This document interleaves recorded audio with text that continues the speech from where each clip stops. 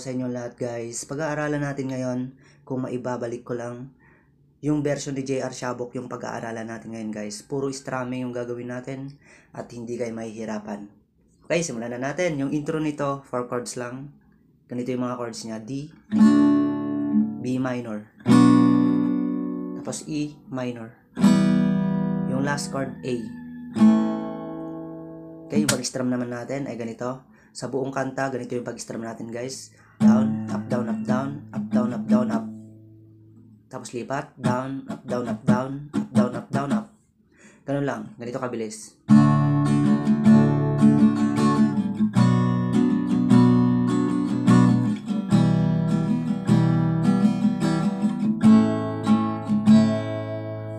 Ganun lang yung intro niya guys. Tapos, dadako tayo sa kanyang verse 1. Okay, ganito yung chords sa mga verse guys. Sabihin ko muna bago natin kantahin.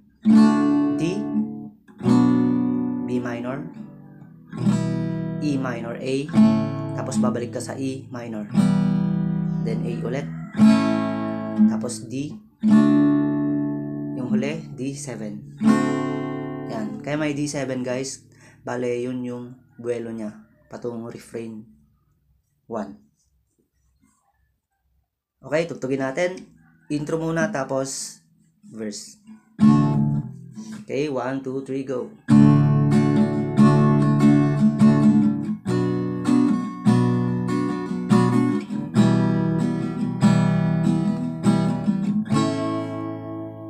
Okay, dito sa A guys, isang strum lang pababa.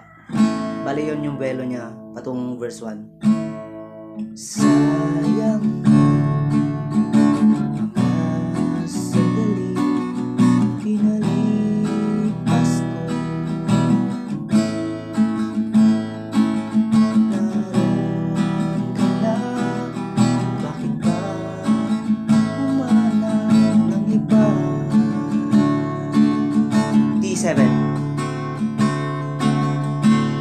Yun. Tapos yung refrain 1 guys, meron tayong refrain 1 at meron tayong refrain 2. Konti lang naman yung pagkakaiba nila, sa dulo lang. Okay, ito yung refrain 1, ganito yung chords niya. G, then A, tapos F sharp minor, then B minor, E minor, then C, tapos A. Okay? Kantayin natin.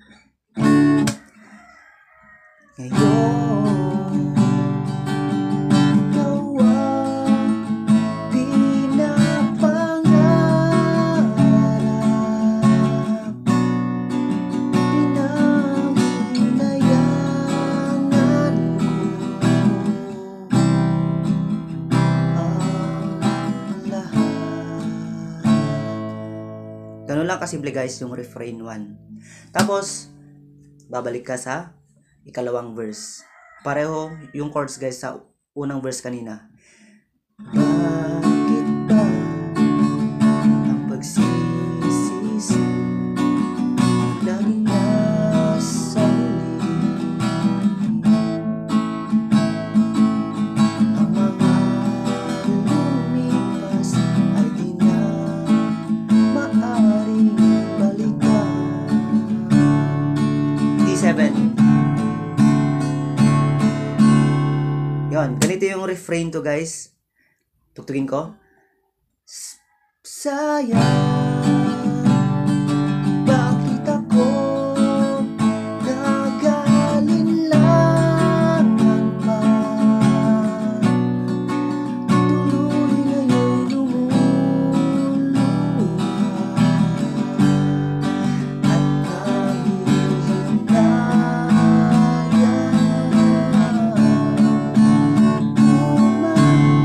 at bale yung pagkakaiba nila guys, tignan nyo sa dulo.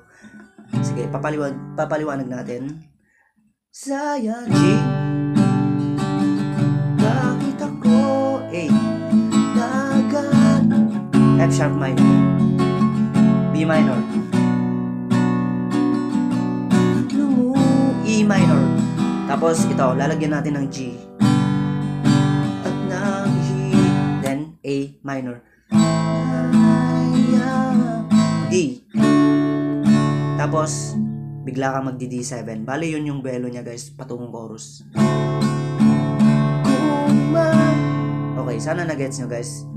Tapos yung chorus agad tayo para mabilis. Ganito yung chorus niya. Kumait, balik ko lang ang dati mong pagmamahal. Pagka-iingatan ko at aalagaan.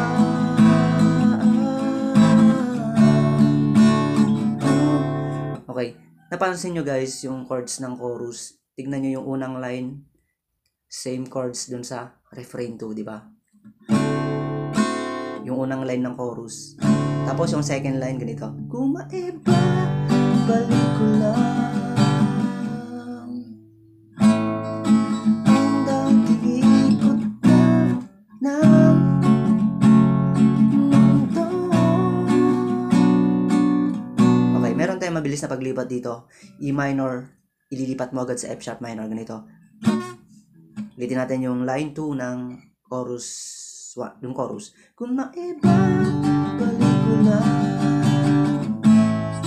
ang dating ikot na mundo. Ang gusto ko'y ako. Yun. Okay? Ang gusto ko'y ako.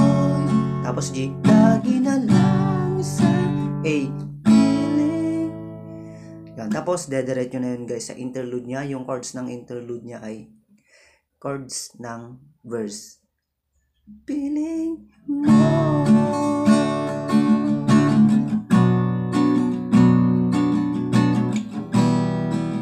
Bali instrumental to o kaya interlude.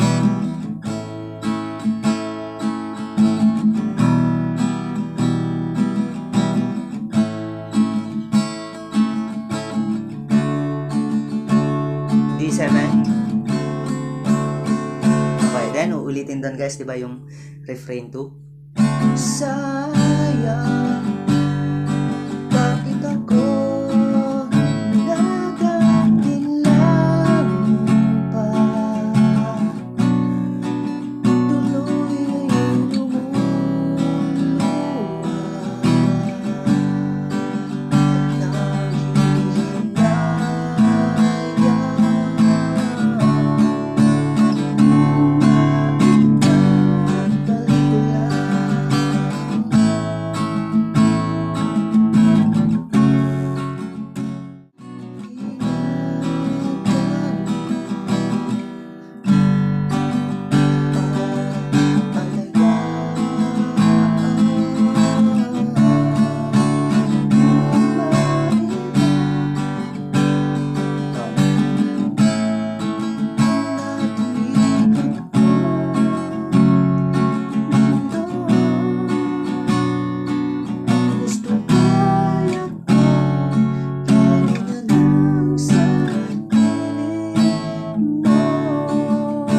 tapos D7 ulit guys kasi uulitin nyo yung chorus.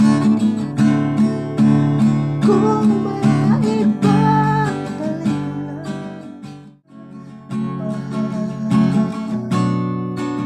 pagkaingatan ko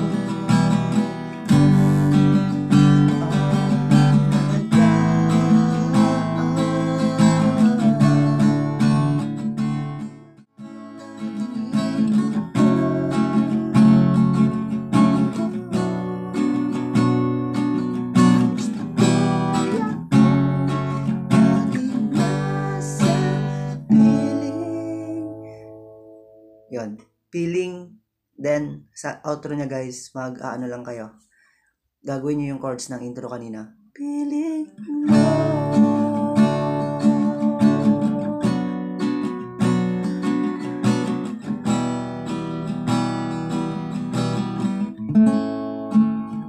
Tapos, babagsak ka lang sa key of D. Chord D. Ganun lang guys. Bale, ginawa na lang natin siyang acoustic na kung maibabalik ko lang. Okay? Ganun lang kasimple guys yung song na yan. At sana natutunan nyo. Salamat guys sa panonood. Bye-bye!